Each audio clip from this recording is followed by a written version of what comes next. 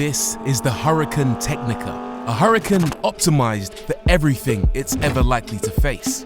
It promises perfect manners on the road and uncompromised performance on the track. This, according to Lamborghini, is their masterpiece.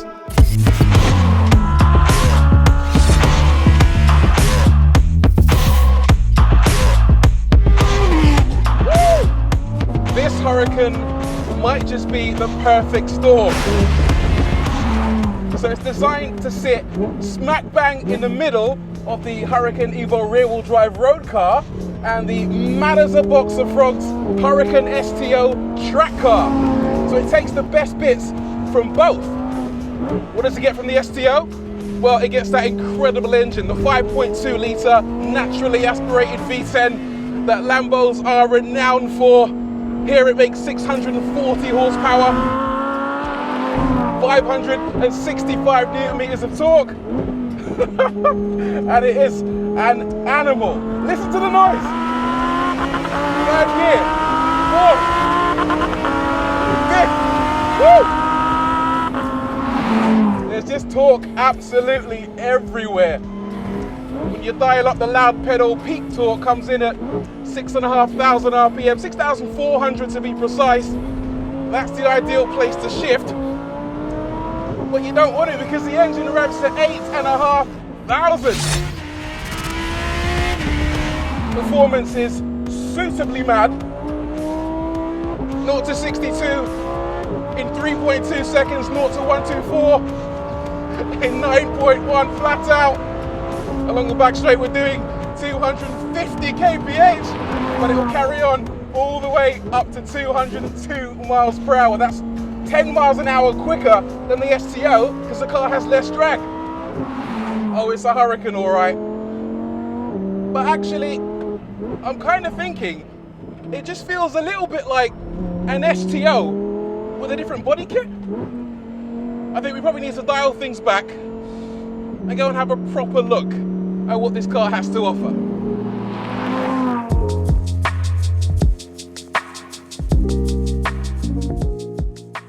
So why is the Huracan Tecnica worthy of our attention? Well, there's a couple of things you need to know. First is the price. It's £212,000 as opposed to the £266,000 you'd have to pay for an STO. The second is the looks. It's gorgeous. This is probably the most extensively revised Huracan in years. Let's go take a look.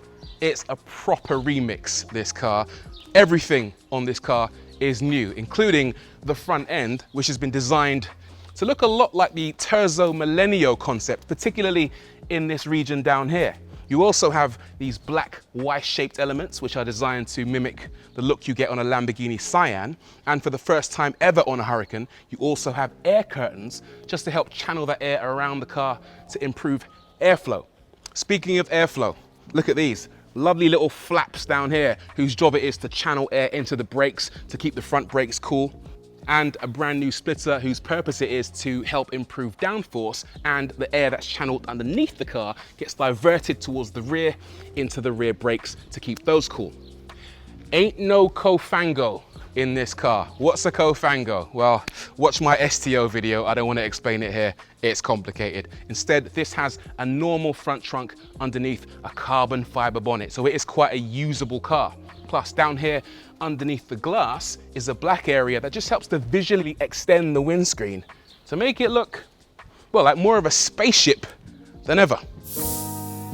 In profile, the Tecnica is 6.1 centimeters longer than the Evo. It rides on 20-inch Y-spoke center-locking wheels with a choice of Bridgestone Potenza Sport or the race version seen here, which apparently improved performance here at this circuit by 4 seconds a lap. The upper air intakes have been reprofiled, as has the carbon fiber engine cover, which features extra cooling vents and helps contribute to a healthy 10-kilogram weight saving over the Evo rear-wheel drive. At the rear, 4 big changes. Firstly, this rear wing, which is admittedly a lot smaller than the one you get on the STO, but it provides 35% more downforce than the Evo rear-wheel drive with 20% less drag.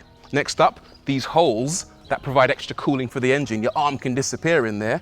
Huge rear diffuser And look at these hexagonal exhaust pipes, which get white hot when the engine gets really, really hot. And I've actually seen these spit flames. Overall, beautiful design.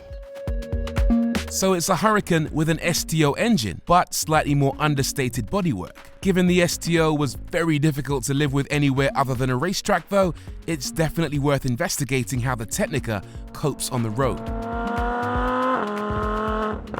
I wasn't expecting much, but credit where it's due, the Huracan Tecnica, it's all right. Look, it's nowhere near as refined as the new breed of hybrid supercars like the Ferrari 296 GTB or the McLaren Artura, and I don't think Lamborghinis are historically the most dailyable cars in the world, but this thing, it's a pleasant surprise. Let's get the negatives out of the way first of all. It does make a fair amount of road noise, but you'd expect that because the car has big, fat tires, 305s at the back and 245s at the front. But that is to be expected. If you want grip in a supercar, you need fat rubber. Having said that, it's nowhere near as loud and inhospitable as an STO. It's a quieter, more refined car, and you can definitely have a conversation with your passenger. Interestingly, Lamborghini have changed the exhaust system. They now say that it's quieter at low revs, which is good for people going on a long journey, but they also say it's sharper at higher revs, which means if you don't want to talk to your passenger, knock it into Corsa, and just listen to that. On that subject, it's official now.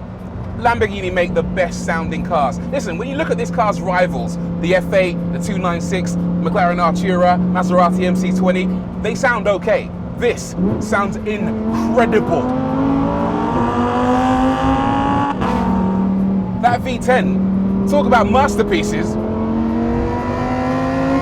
that is it. I'm really pleasantly surprised by the suspension in this car as well. It's fully independent, double wishbone of the magneto-rheological variety, which basically means it uses magnetic fluid in the dampers to adjust the firmness. And you can choose that on the fly. You can put it in Corsa, and on the road it's probably a little bit too hardcore. The same, I'd say, goes for sport, but you put it into Strada mode and it slackens off really nicely.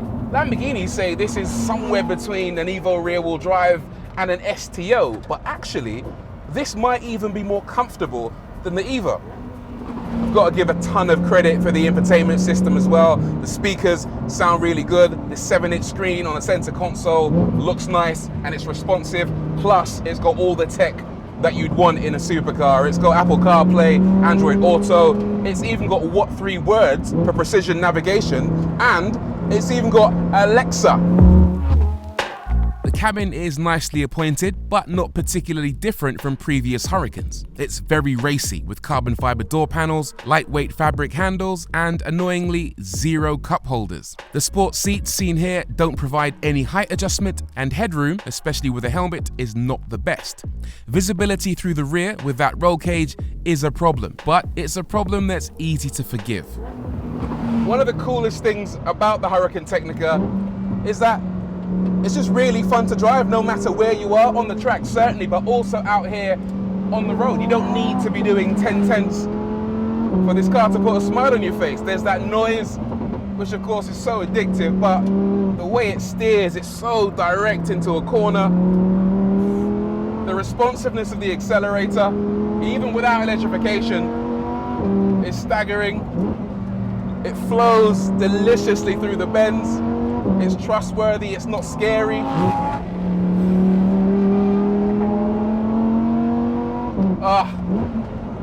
It's just an absolute dream to drive this car. I wasn't expecting this on the road in particular, but I want one of these. Right, mute your speakers. Alexa, can I borrow £200,000? Obviously, to get the best out of the Tecnica, that V10 really does need to be let off the leash. So with that in mind, it's back to the track to see what it delivers when you really push it. The engine in the Tecnica really is the star of the show. There's so many cars going down the hybridization route now. So it's just such a delight to have a naturally aspirated monster of a thing that just screams. Listen to it. It howls. The Tecnica uses the LDVI system, Lamborghini Dinamica Veicolo Integrata, which monitors and controls all aspects of the car's dynamic behavior, the electronic stability control, torque vectoring by braking, and all-wheel steer. In simple terms, it's a big help to those who might be prone to running out of talent, maintaining incredible cornering traction despite being rear-wheel drive, and improving stability through braking appropriate wheels. But LDVI is always present, and you can occasionally feel it step in to mop up your mistakes. For example, braking the inside wheels to help you turn in, or braking the outside wheels to prevent a spin. And by using pure internal combustion, Lamborghini have managed to keep the curb weight down, so it's 1395 kilograms dry, and so it feels tremendously agile through the bends. It's a little heavier than an STO, but honestly it feels so mobile. A lot of that is due to the steering, which is an absolute dream, let me tell you. I often laud Ferrari and McLaren as having two of the best steering systems in the business, but this thing is right up there. And that has a lot to do with the fact that the Tecnica has rear wheel steering. In other words, below 60 kph, the rear wheels turn in the opposite direction to the fronts, and above 60 kph in the same direction.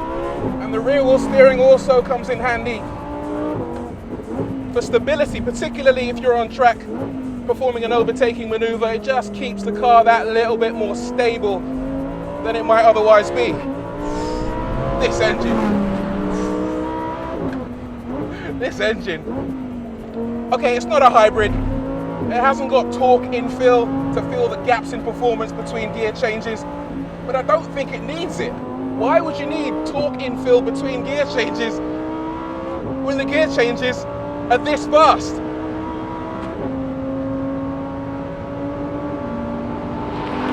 Okay, big brake now along the main straight.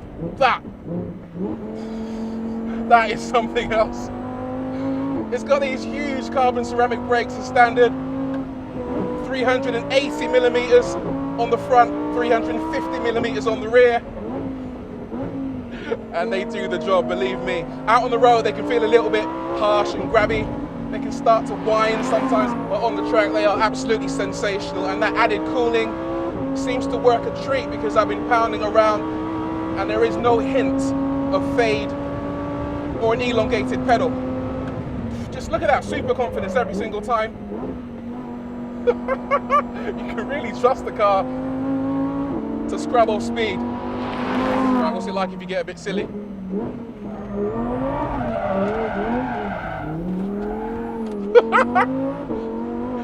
Plenty playful.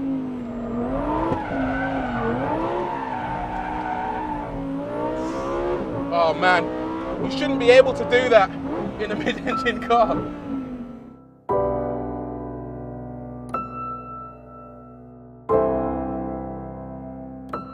Wow.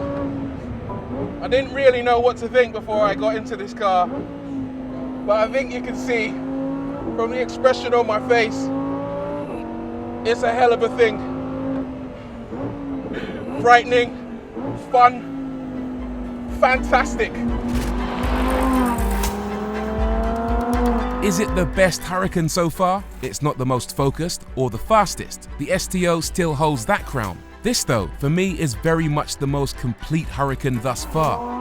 There is one final version of the Huracan to come before the car is discontinued, but it's difficult to see what could be done to top this absolute masterpiece.